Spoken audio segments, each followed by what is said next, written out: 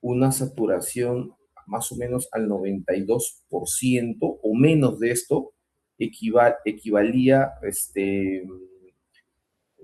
una, la presión parcial de oxígeno, ¿no? Más o menos en cuanto equivale. No teníamos, o sea, no podemos decir exactamente, pero podemos más o menos calcular esto, no hay una fórmula, pero una saturación menor de 92% aproximadamente, estamos hablando que una saturación de oxígeno va a ser por lo menos por debajo ya de 60, ya está por bordeando los 60, y es el dato que ustedes tienen que tener, ¿no? Más o menos por debajo del 92% ya la saturación perdón, por debajo del 92% de saturación ya la presión parcial de oxígeno debe estar bordeando los 60, ¿ya? Debe estar bordeando por ahí los 60. ¿Ya? Entonces, por eso es que cuando uno tiene una insuficiencia respiratoria leve, ¿no? Medida por pulsoximetría, ya estamos en 92, ¿no? Y esa pulsoximetría nos está diciendo más o menos que ya nuestra presión parcial de oxígeno está cerca a 60.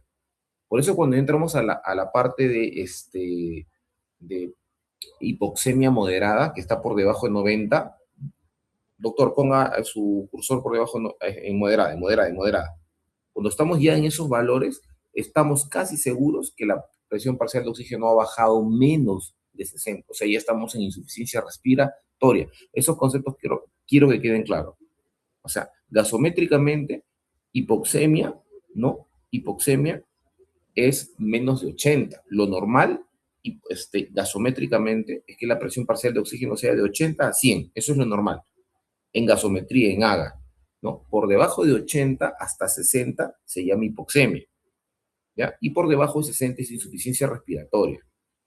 ¿Cuál es la diferencia entre hipoxemia e insuficiencia respiratoria? Es que por debajo de 60, cuando ya se habla de insuficiencia respiratoria, es que la curva de oximoglobina cae completamente, tiene esa pendiente, ¿no? Por debajo de 60. Y eso coincide con una caída de la saturación, ¿no? Si el doctor nos señala la mano izquierda, eso coincide con una caída de la saturación. ¿Listo? Por eso yo les digo que normalmente cuando un paciente lo hacemos al revés, porque no vamos a tener un AGA a la mano, lo que vamos a tener es un saturómetro, ¿no? O sea, esta evaluación la estamos haciendo al revés. Clínicamente la hacemos al revés. Nadie tiene un AGA y calcula la saturación por el AGA. Uno tiene un saturómetro y calcula más o menos cómo puede estar la presión parcial de oxígeno de ese paciente. Por eso cuando hablamos de que un paciente tiene 92% para abajo, ¿no? Ahí está 91. Pueden tomar 91 si ustedes quieren basarse, pero más o menos 90, 92, 91, y estamos hablando de algún grado de insuficiencia respiratoria por abajo. ¿Por qué, doctor? ¿Por qué? Porque más o menos por debajo de 91, 92, ya la presión parcial de oxígeno está por debajo de 60. ¿Ya? Eso coincide, por favor, ese dato. Vuelvo a repetir, entonces, más o menos cuando la saturación está al 92% para abajo, o sea, en insuficiencia respiratoria leve para abajo, ¿no? La presión parcial de oxígeno bordea los 60 milímetros de mercurio. Entonces, el paciente está entrando a insuficiencia respiratoria, ¿ya? Entonces, y eso es importante determinarlo, porque una hipoxemia puede tener una connotación distinta a una insuficiencia respiratoria, desde la severidad, ¿ya? Son totalmente distintas, ¿no? Una hipoxemia puede producirse de repente por un cuadro gripal, viral, el subir a la altura, por causas fisiológicas, ¿no?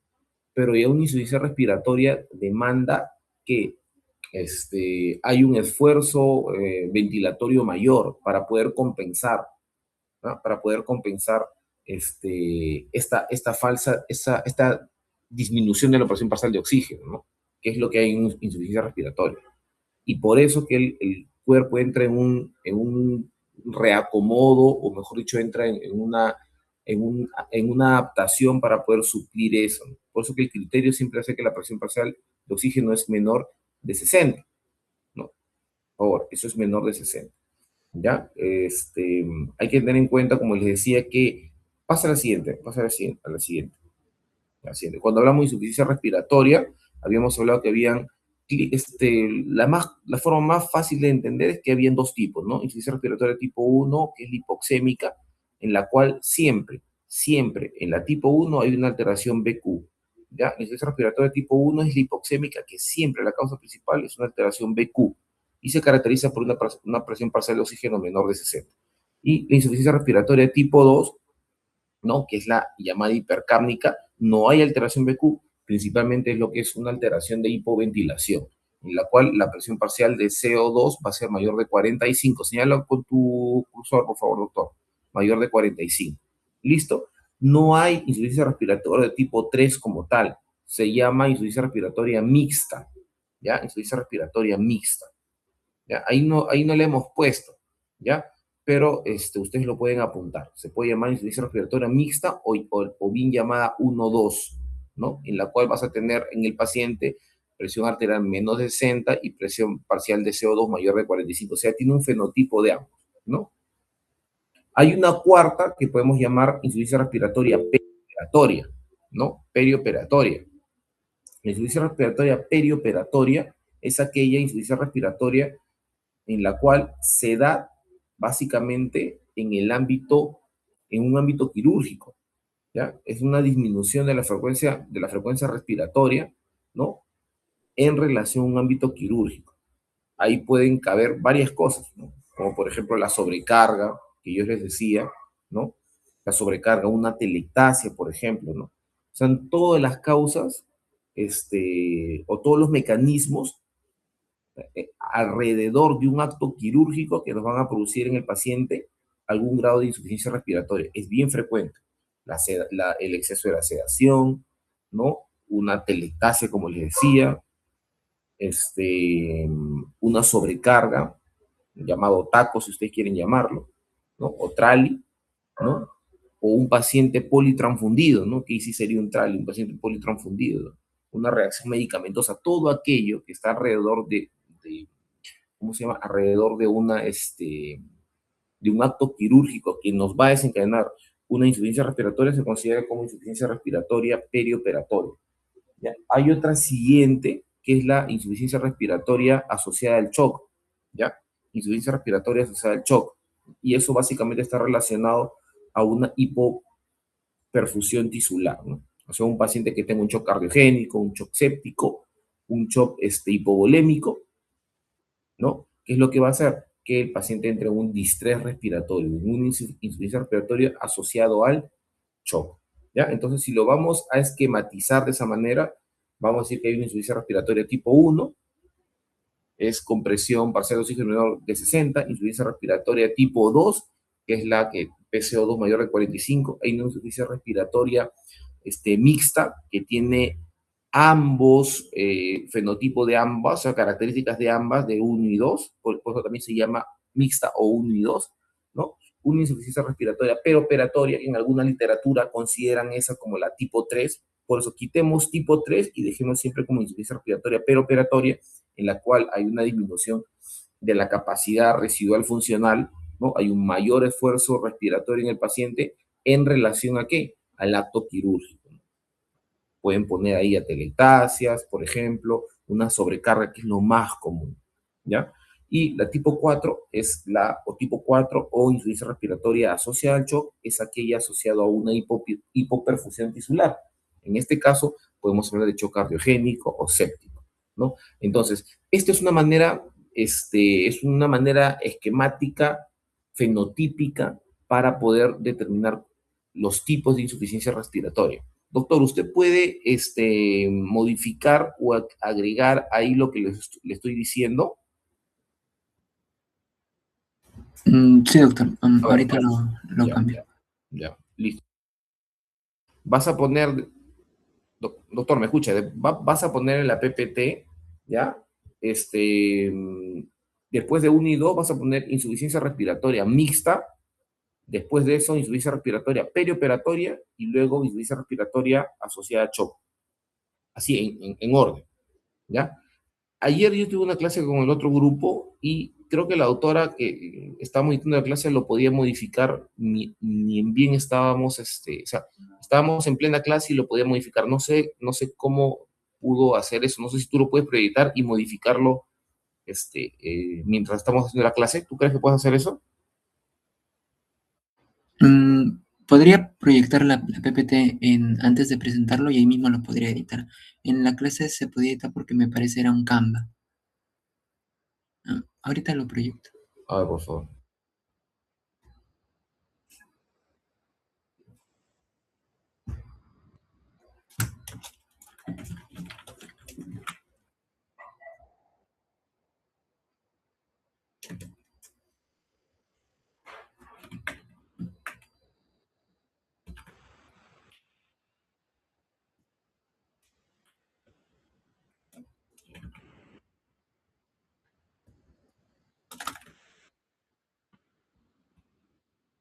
Está bien, la tipo 3 es la perioperatoria y la tipo 4, insuficiencia respiratoria tipo 4, ¿no?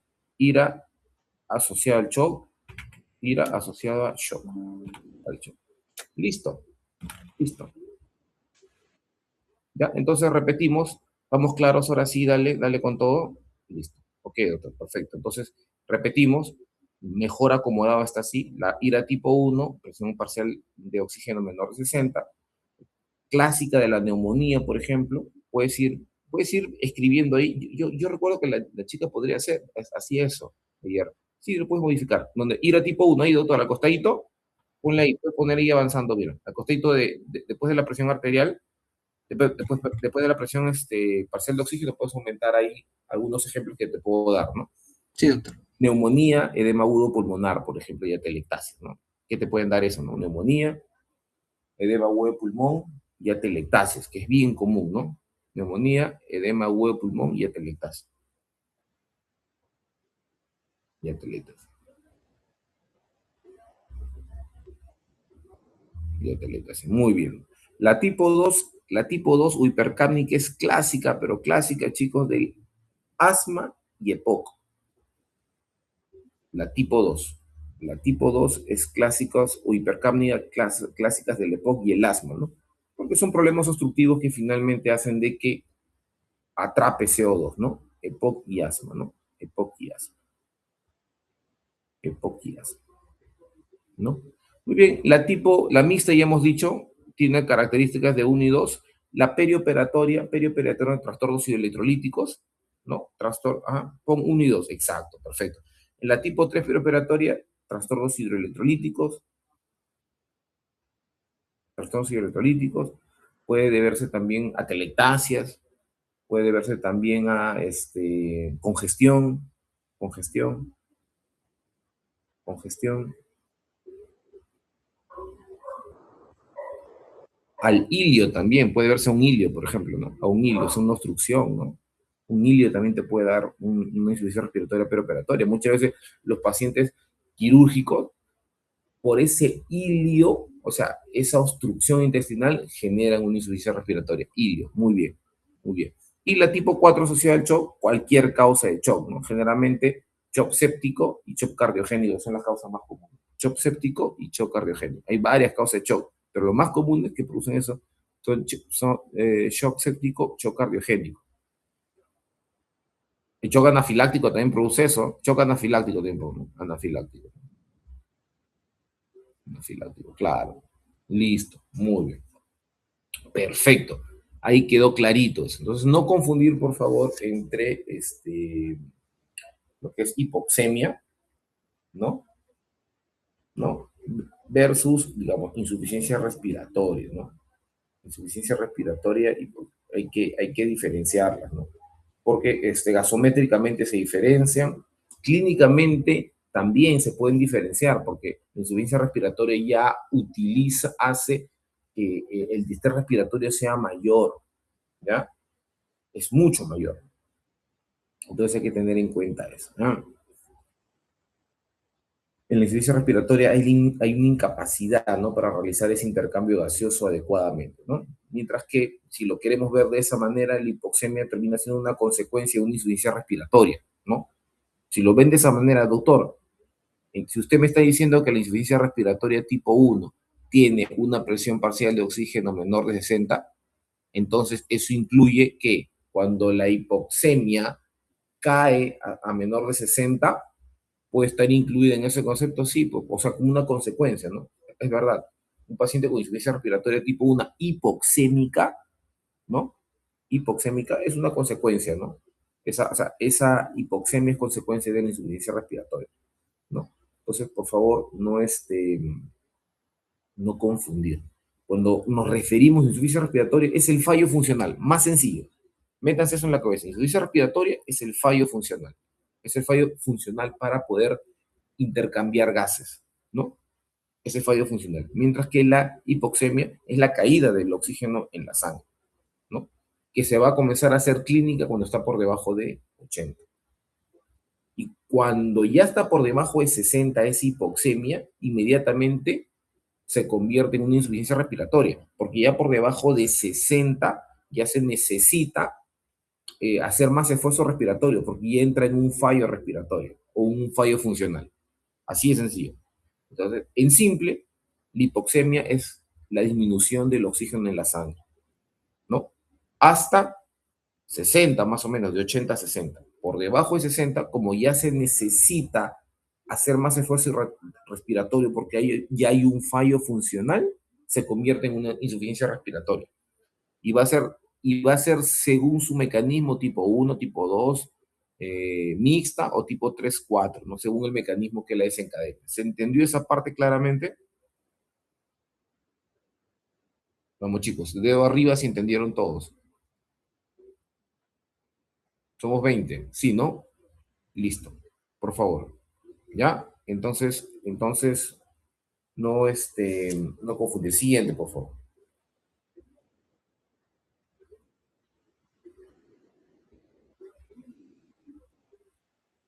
¿Ya? Entonces ya vimos, esa parte también la explicamos, ya sabemos la fisiología de la oxigenación, ¿no? Esos son, digamos, cuál es la secuencia de la respiración normal, ¿no? Ventilar, hacer un intercambio gaseoso mediante la difusión alveolo capilar, transportarlo mediante la hemoglobina y luego que hay una perfusión a los tejidos. Ese es el orden. El orden. Ventilación, difusión alveolar, transporte por la hemoglobina y perfusión tisular. Ese orden, ténganlo esquematizado, porque de repente por ahí se ocurre decir cuáles son los pasos o cuál es la secuencia en la fisiología respiratoria, es esa, ¿no? Generalmente es esa, ¿ya? Siguiente.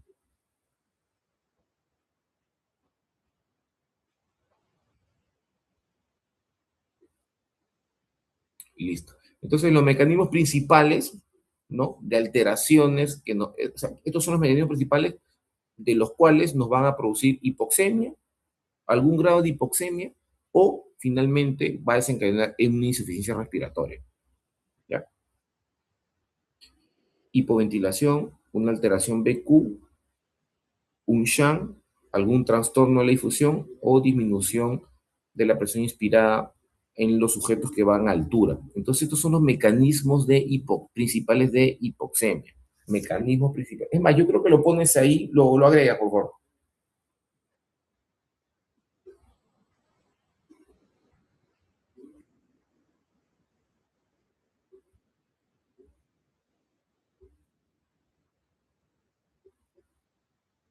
Mecanismo principal de hipoxemia, para que quede claro. Muy bien. Entonces, vamos uno por uno, ¿no? Lo primero es la hipoventilación alveolar. Aumenta la alveolar. Hipoventilación alveolar. Esa. Vamos, como que vamos haciendo una versión 2.0 de la clase, ¿no? Una hipoventilación alveolar. Es un pulmón sano en el cual lo que está alterado es básicamente la ventilación. O sea, hay un impedimento para que el aire de la atmósfera entre en una cantidad suficiente hacia los pulmones. Sin embargo, el pulmón está sano, tiene buena perfusión, por eso es que no hay alteración BQ. Creo que eso es facilísimo. Ejemplos, le puedes poner ahí ejemplos, por favor. Ejemplos, sobredosis de sedantes, miastenia gravis, ahí le pones MG nada más, miastenia gravis, ¿no? O lesiones cerebrales, ¿no? Lesiones cerebrales, ya está. O sea, traumatismos, ACVs, pueden producir eso, una hipoventilación. Listo. Ahora, la otra es una alteración ventilación-perfusión o desequilibrio ventilación-perfusión, ¿ya? Puede ser así, el mismatch es en español desequilibrio. No, no lo estés traduciendo, porque eso ya ustedes lo deben saber. Cuando hablamos de alteración BQ, podemos entender que puede haber un mismatch, que es un desequilibrio, propiamente un desequilibrio, que es la forma más común, o sea, una alteración BQ leve, ¿ya? Una alteración BQ leve, en las cuales hay zonas del pulmón que reciben sangre, pero no aire, o viceversa. O sea, hay zonas que reciben sangre bien oxigenada y hay otras zonas que no reciben aire, perdón, sangre bien oxigenada, ¿no? O sea, el aire y la sangre no se encuentran de manera adecuada. Por eso que, digamos, es un desequilibrio de la ventilación-perfusión. Lo ideal es de que la ventilación-perfusión sea equilibrada en toda la economía del pulmón, pero en este mismatch que se refiere a desequilibrio, ¿no? Estas patologías tienen cierta dificultad el sujeto en que hay zonas que sí reciben oxígeno y hay otras zonas que no reciben oxígeno, ¿ya?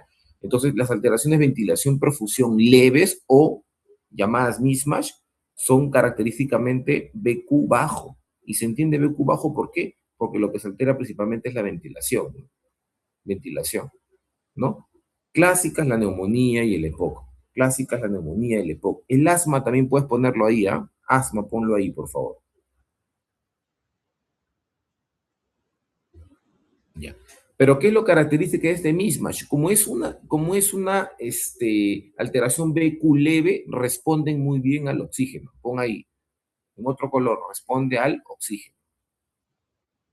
Responde al O2, al O2, A2, ya está, listo. Responde muy bien al O2, cámbiale color. Listo. Muy bien, responde muy bien al azulito, perfecto. El de arriba también responde muy bien al lado 2, le puedes poner ya el hipoventilación. Oye, te dejo como tal, ahí está, responde muy bien al lado 2. Listo. Muy bien. Ponle su flechita, tal. Perfecto. Muy bien. Cuando esta alteración BQ ya se vuelve severa, ¿no? Y hay un cortocircuito total, ¿no? Y en ese cortocircuito total, también llamado cortocircuito derecha-izquierda, como lo explicaron muy bien en la exposición, que es el caso más grave, por eso que cuanto más severo es una alteración BQ, se convierte en un shunt, ¿ya? La sangre ya pasa por zonas del pulmón que están totalmente colapsadas o llenas de líquido, por lo cual esa sangre no se va a oxigenar, ¿ya? O sea, la sangre discurre por las zonas adecuadas, pero lamentablemente, como esas zonas están colapsadas, ya no se va a oxigenar esa sangre. Clásico del edema agudo pulmonar, ¿no? O de algunas malformaciones cardíacas, ¿no? También acuérdense que hay cortocircuitos derecha-izquierda que son productos de malformaciones cardíacas. Acá, básicamente, el dato clave que lo diferencia de los demás y que es siempre la pregunta del examen y que es siempre la gran diferencia que se tiene en el momento de hacer clínica, es que a diferencia de los otros trastornos, el SHANT no mejora o solo mejora un poquito. Para no equivocarnos en un poquito menos, simplemente el SHANT no mejora aunque le pongas oxígeno al 100%. ¿Ya? Entonces los SHANT no mejoran. Ahí sí ponle en azulito también, no, no mejora. Doctor, pero mejoró un poquito. Puede ser que mejore un poquito, pero luego va a necesitar más. ¿Me entienden? Por eso les digo que no responde al oxígeno. ¿Ya? No responde. Así ustedes le pongan una máscara reservorio. ¿Listo? Los trastornos de la difusión, fácilmente entendible, ¿no? El oxígeno llega al alveolo, pero le cuesta cruzar esa pared que es la membrana, ¿no? Alveolo capilar, ¿no? Pero sí llega, ¿no? Ejemplo clásico de la fibrosis pulmonar. Fibrosis pulmonar. Trastorno de difusión, fibrosis pulmonar. ¿Ya? Esas también responden al oxígeno. También responden al oxígeno. ¿No? También responden al oxígeno. Muy bien. Y las alteraciones por o hipoxemia hipovárica por disminución de presión inspirada, la altitud también responde al oxígeno. Un sujeto que sube a la altura, ¿no? Pero que al bajar se recupera. Ya hemos explicado muy bien en la clase teórica a qué se debe, ¿no?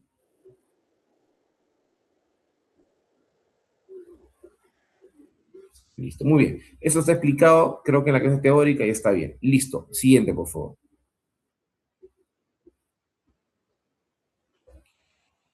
Muy bien, y estas son unos ejemplos, ¿no? ¿qué pasó? De los mecanismos de hipoxemia, ¿no?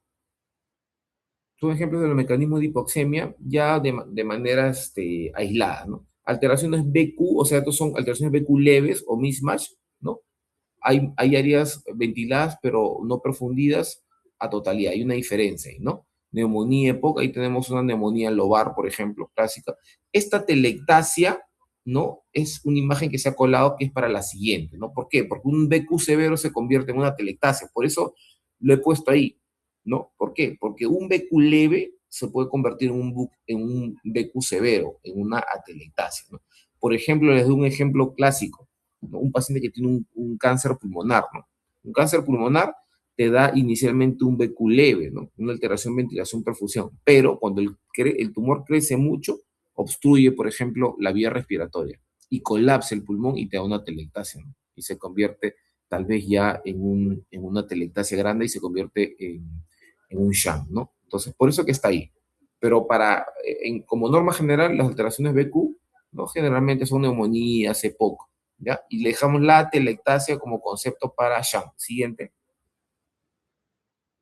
¿no? Entonces, shunt, la sangre pasa, pero no se puede oxigenar porque ha colapsado el pulmón, ¿no? Atelectasia, edema pulmonar, ¿no? Ya hemos dicho muy bien el edema pulmonar, ¿por qué? Porque el líquido dentro del alveolo altera el surfactante, ¿no? Y sin surfactante los alveolos colapsan y al colapsar se produce, ¿no? Un shunt completamente, ¿no? No van a haber áreas que no se van a poder oxigenar. Siguiente. ¿No? Alteración de la difusión clásica, ven ustedes la imagen de ahí una fibrosis pulmonar, ¿no? Una fibrosis pulmonar o los casos de PIP, ¿no? Clásicos es imagen tomográfica de patrón en panal de abeja, ¿no? De la fibrosis pulmonar, ¿no? Está el patrón en panal de abejas clásico de la fibrosis pulmonar, ¿no? El oxígeno no puede atravesar bien la membrana, bien explicado por la ley de Fick, que ustedes muy bien en la clase lo explicaban. Siguiente, y no hay mucha diferencia, ¿no? Siguiente. O la sedación o hipoventilación te produce depresión respiratoria, ¿no? Elevación del PCO2, ¿no? Retención. Este es clásico también en las causas como mecanismo de insuficiencia respiratoria perioperatoria, ¿no? También, no por una sedación, ¿cómo se llama? Eh, Intencional, sino a veces hasta por iatrogenia, se seda mucho el paciente y el paciente termina en una hipoventilación, finalmente en una depresión respiratoria fuerte y en una insuficiencia respiratoria que a veces lo termina matando, ¿no? Porque a veces lo operan y lo dejan ahí, no lo están revisando los pacientes. Por eso que normalmente, chicos, si ustedes van a ser cirujanos, ¿no? Una vez que operen un paciente, es importante dejarlo en observación, ¿no? Observación postquirúrgica. Muchas veces, por el apuro, los colegas quieren dar de alta a los pacientes rápido, los sacan, ¿no? Observación 2, 3 horas y ya sale de recuperación ¿cómo se llama? Alojamiento conjunto, ¿no? A piso normal, no, tiene que quedarse algunas horas. ¿Por qué? Porque puede haber un compromiso justamente perioperatorio. ¿Y qué está pasando? Lo operan, sale de la operación todo bien, todo perfecto, satura bien, buena frecuencia respiratoria, buena dinámica ventilatoria, listo. Lo observan ahí un par de horas y lo pasan a piso. Y en piso hay una sola enfermera para 20 camas. No puede estar pendiente del paciente. Después, al día siguiente, cuando pasan visita, el paciente está con una insuficiencia respiratoria. Y está mandando interconsultas para nosotros explicarles que lo que han hecho estaba mal, ¿no? Entonces, ese es clásico de la insuficiencia respiratoria perioperatoria. Siguiente. Lo de la hipoxia hipovárica es entendible, ¿no? La ley de Dalton le explica muy bien y ustedes lo explicaron muy bien. Cuanto más alto te vas, más hipoxia hipovárica hay. Ya eso hemos explicado en la clase teórica. Siguiente, no nos vamos a detener ahí. Este es un concepto que no, es un concepto nuevo que no hemos hablado, ¿ya? Pero es importante entender la gradiente alveolo arterial. Cuando hablamos de gradiente, es básicamente la diferencia, resta, semánticamente gradiente es diferencia entre dos cantidades. La gradiente alveolo arterial, ¿no? Es la resta o es la diferencia que hay entre el oxígeno en el alveolo, o sea, en el pulmón, y el que le llega a la sangre arterial, ¿ya? Entonces, su función es simple. Te dice si el oxígeno, o sea, el valor que tiene el concepto de la gradiente nos va a decir si el oxígeno no llega a la sangre porque no entra al pulmón, ¿no? O porque el pulmón está dañado. Vuelvo a explicar nuevamente. La gradiente es la relación que hay entre el oxígeno que hay en el alveolo, o sea, en el pulmón, y el oxígeno que hay en la sangre arterial. Su función, digamos, en fisiología, o sea, ¿para qué nos sirve? ¿Por qué lo interpretamos? Porque nos puede decir, ¿no? Si el oxígeno no llega a la sangre porque no entra al pulmón, o sea, por alguna causa externa, o porque el pulmón está dañado, o sea, por una causa interna. ¿Cómo es esto, doctor? Que si la gradiente está elevada, generalmente porque el pulmón está dañado. Vuelvo, repito, si la gradiente está elevada, porque generalmente el pulmón está dañado, ¿no? ¿Cómo es esto? Una gradiente normal, o sea, un pulmón sano, más o menos tiene una gradiente de alrededor entre 10 y 15. Menos de 15 no, ponle 10 y 15, doctor. Normal, 10 y 15. Porque por ahí a ustedes les gustan cifras exactas, de 10 a 15. Ya, listo. De 10 a 15 más o menos es la cifra de la gradiente. Listo. Si la diferencia es pequeña, significa que el oxígeno pasa bien la barrera, ¿no? ¿Se entiende? O sea, yo tengo una barrera, en un lado el oxígeno en el alveolo y en otro lado el oxígeno arterial. Cuanto más pequeña es la diferencia, quiere decir que está pasando muy bien el oxígeno del alveolo a la arteria. ¿Se entiende ese punto, cierto? Vamos chicos, se entiende que cuanto más sana esté la membrana, ¿no? Y más pequeña sea la diferencia en la gradiente, va a haber mayor paso de oxígeno de un lado al otro, porque estamos hablando de diferencias entre la cantidad de oxígeno en un lado y en el otro. Cuanto más pequeña sea esa gradiente, nos está diciendo que está pasando perfectamente bien. Nunca, o sea, generalmente va a ser entre 10 y 5, entre 10 y 15, pero a veces puede ser de 5 a 10. Pero siempre, cuanto más pequeño, nos está diciendo que está funcionando fantásticamente. Doctor, ¿puede ser cero? No debería, pues, ¿no? Porque siempre tiene que haber una gradiente. Acuérdense bien que los gases se mueven por gradiente. ¿Qué tipo? ¿Qué tipo de transporte es eso? Es un transporte, ¿cómo se llama ese transporte de los gases? Es una difusión simple, ¿no? Los gases pasan la membrana por difusión simple, ¿no? Y esa difusión simple es en su gradiente, ¿no? De un lugar de mayor presión a un lugar de menor presión. ¿Listo? Dicho eso, siempre tiene que haber cierta diferencia entre la presión alveolar y la presión capilar.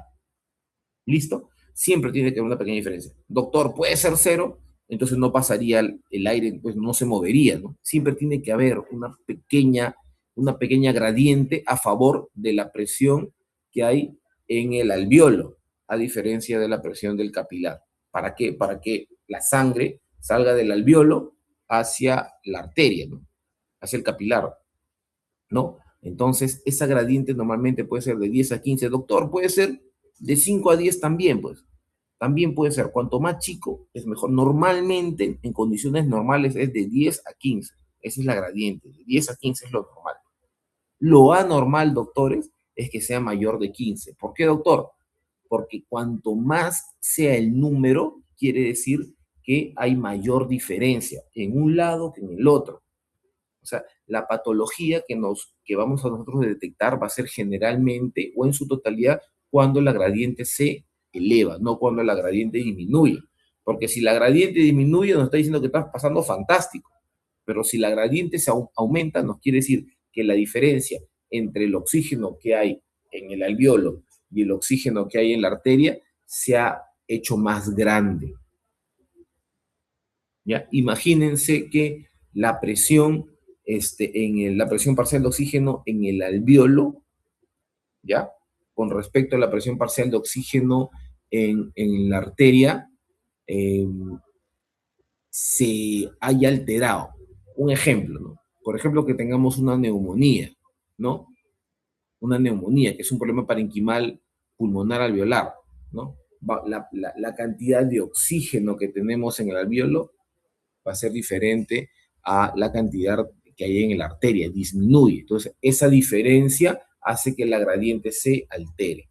Por eso decimos que cuando la gradiente se altera o sea aumenta, estamos hablando que hay un problema netamente pulmonar. O sea, si nosotros identificamos una insuficiencia respiratoria con gradiente alta, estamos en total seguridad de decir que el problema es netamente pulmonar. ¿Ya? Entonces, la gradiente es un trastorno de la membrana alveolo-capilar, ¿no? Y se puede hallar fácilmente mediante una fórmula, y les he puesto la fórmula, ¿no? ¿Por qué? Porque hay hagas en los cuales no tiene la gradiente, y el valor de la gradiente es un valor gasométrico que es de mucha importancia. ¿Cómo se halla esto? Y acá todos atentos, ¿ya? ¿Cómo se halla esto? De una manera bien sencilla.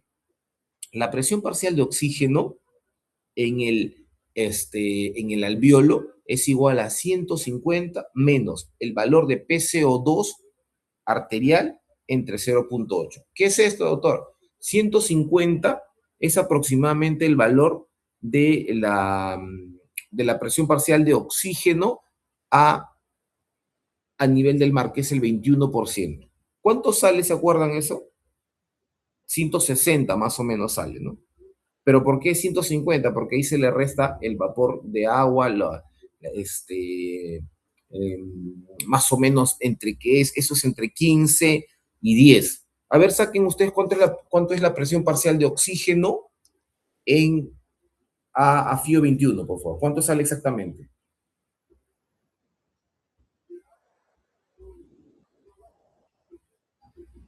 159,6, doctor. Ya.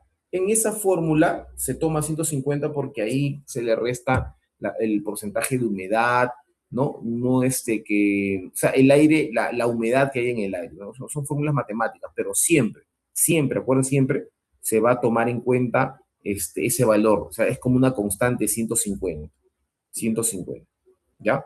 No, no vayan a pensar que es un valor distinto, ¿ya?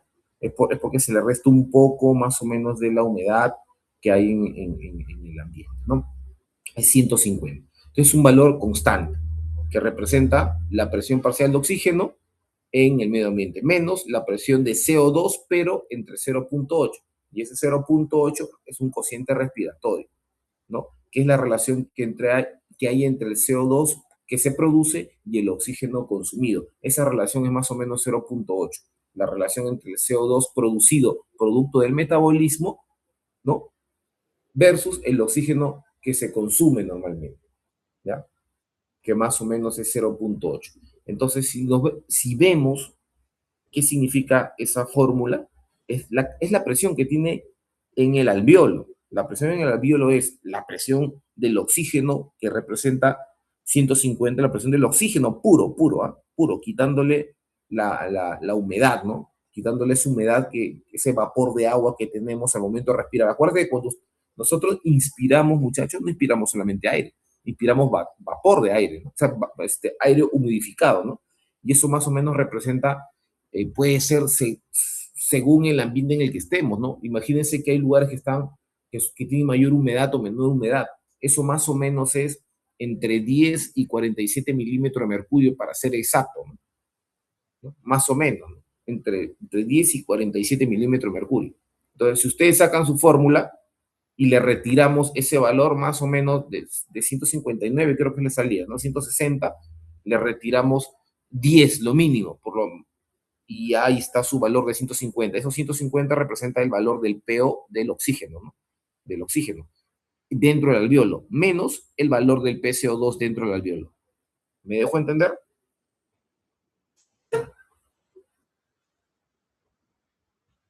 Listo, entonces repito nuevamente. Este PA2 representa la presión de oxígeno en el alveolo. Y obviamente la presión de oxígeno en el alveolo es ¿qué? En el alveolo, ¿qué tenemos? ¿Oxígeno solo o tenemos oxígeno y CO2? Vamos, chicos, vamos, quiero que me respondan rápido, tenemos que hacer. ¿Dentro del alveolo hay oxígeno solo o hay oxígeno con CO2? Ambos. Ambos, pues entonces tenemos que, para hallar la presión solita del oxígeno en el alveolo, tenemos que a la presión del alveolo, tenemos que restar, perdón, la presión del oxígeno, tenemos que restarle la presión del CO2 dentro del alveolo. Ahora se entiende mejor la fórmula, ¿no? Por eso que la presión del alveolo es igual a la presión perdón, la presión del oxígeno en el alveolo es igual a la presión del oxígeno que le hemos restado la humedad propia del medio ambiente menos la presión del CO2 dentro del alveolo entre su coeficiente o su fracción de cociente respiratorio. Listo. Esta resta nos va a dar el valor de la presión alveolar. Doctor, ¿y cómo hallamos esto? Fácil, pues, ¿no? Este valor 150 es un valor estándar, no va a variar. Lo único que necesitamos es el valor del PCO2.